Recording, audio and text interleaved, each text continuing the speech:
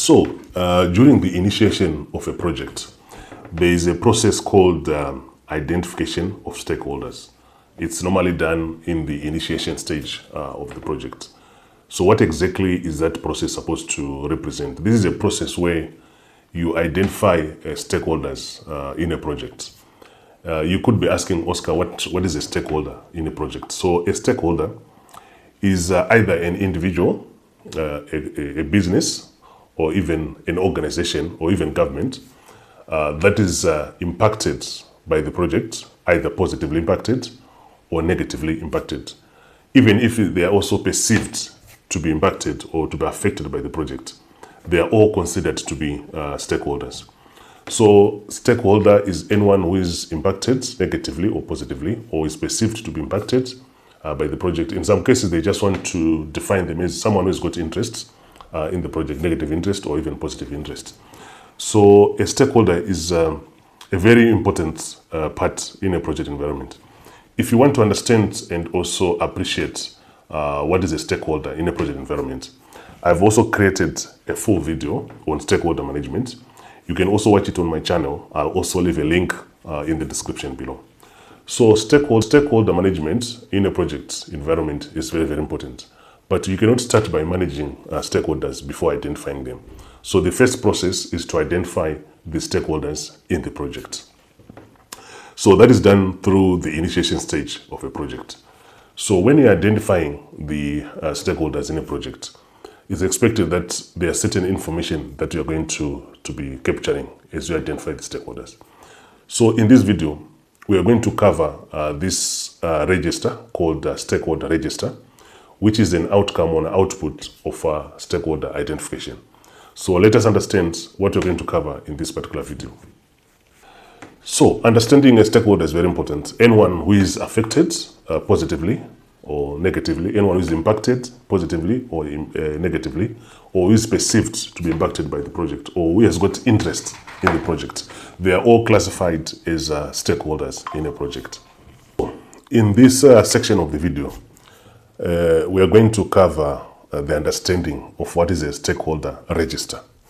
So basically, a stakeholder register is a document that is used to identify people, organization, or business in a project who are impacted negatively or positively by the project, and also recording their details, their information in the register. I hope you're enjoying the video so far. If you're new to the channel, don't forget to click the like button, subscribe button, and the notification button, so that you're the first person to be notified each time a new video is uploaded on this channel. It will also help this channel to grow. It will also help this channel to produce more videos like this one. So you could be asking, Oscar, what are examples of these stakeholders? So in this section of the video, I'm going to take you through some examples of stakeholders that you should expect in a project environment. So one of them is a project sponsor. I can tell you it will be very unusual to run a project without a sponsor. So a sponsor is the one whose responsibility is to make sure that the project is well resourced. The project is well resourced, whether it's human resources or non-human resources.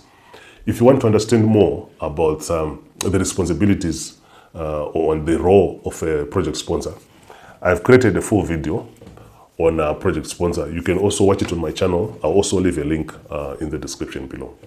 So a project sponsor is one of the main stakeholders. You should always make sure that the expectations are well documented, because they can make or break a project. Let me tell you from my experience, the moment you have the project sponsor on your side, it makes life very easy in your project. But if the project sponsor is not on your side, you're always going to have issues. And some of them is to do with availability of resources from functional areas. And also some funding. You might have some extra expenses in the project, unforeseen expenses or unplanned expenses that might come in.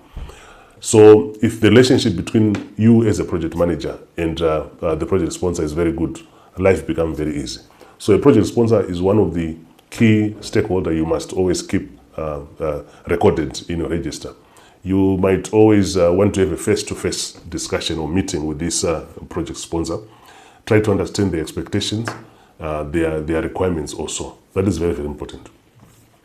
Then one of the stakeholder you have to put in your register is the project team.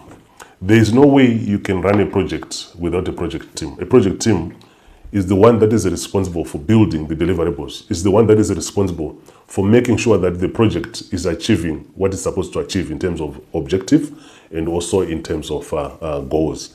So the project team is also a stakeholder. It might not be just one side of the people. It might not be even one department. A project team is normally cross-functional. What do we mean by this? It means it has got so many people from different departments. It could be finance, it could be research, it could be ICT, it could be HR, and so on and so forth. So understanding also their expectation and also their requirements as a project team, that is very important. Some might require even training, some might require weekly communication, and so on and so forth. So a project team is also a very, very important stakeholder in a project. They are the ones who are going to deliver the project. Then you also have customers or users. So in every project setup, starting with the project board, even the project team, and also even the quality team, you always have customers and users. Who are customers? Customers are the end beneficiaries of the project. They are the ones who are going to use whatever is going to come out of the project, whether it's going to be a result, they're going to use that result, whether it's going to be a product, they're going to use that product, whether it's going to be a service, they're going to use that service. So customers and users must be recorded in the stakeholder register. That is also very, very important to consider. Then, before you execute any project, you will always have some interaction with senior management. Senior management are the ones who are going to determine how the project is going to be run. So they are also part of the stakeholders that you have to consider in a project environment. Then you also have suppliers and vendors. They are also very, very important to consider. And then even the regulatory authority, whether it's city council, it's government, and so on and so forth. So you might also have functional managers who provide resources or the team into the project. You also need to keep that in the stakeholder register. If you want me to create more videos based on what we have covered in this video, or there's something that you think is not clear that requires clarification from my end, you can reach out to me, or you can let me know in the comment section below. Thank you for watching.